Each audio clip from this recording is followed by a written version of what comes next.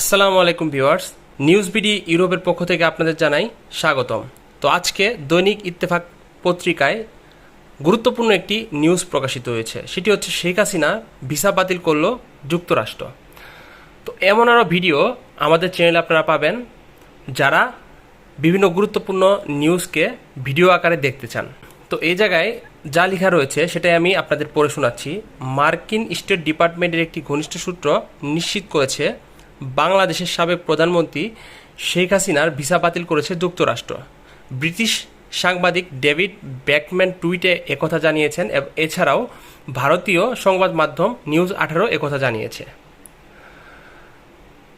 বাংলাদেশে বিক্ষোভের বিরুদ্ধে দমনপীড়নের পর দেশ ছেড়ে পালিয়েছেন সাবেক প্রধানমন্ত্রী শেখ হাসিনা। এই অবস্থায় দেশের বর্তমান পরিস্থিতি নিবিড়ভাবে পর্যবেক্ষণ করার কথার আগেই জানিয়েছিলেন যুক্তরাষ্ট্র। একই সঙ্গে বাংলাদেশের অন্তর্বর্তী সরকার গঠন প্রক্রিয়াকে গণতান্ত্রিক ও অন্তর্ভুক্তিমূলক হওয়ার আহ্বান জানিয়েছিল দেশটি। ব্যাকম্যান সামাজিক মাধ্যমে লিখেছেন, হাসিনা যুক্তরাজ্যে আশ্রয় চাওয়ার কথা বিবেচনা করেছেন। সেখানে তার বোন শেখ রেহানা এবং ভাগ্নি এমপি টিউলিপ সিদ্দিক থাকেন।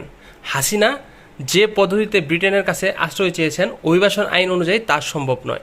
ওই পদ্ধতিতে কাউকে আশ্রয় দিতে পারে না ব্রিটেন। এদিকে গতকাল ভারতে পৌঁছে প্রথমে দেশটির জাতীয় নিরাপত্তা পরামর্শক অজিত দোভাল এবং সেনাবাহিনীর উচ্চপদস্থ কর্মকর্তাদের সঙ্গে বৈঠক করেন শেখ হাসিনা।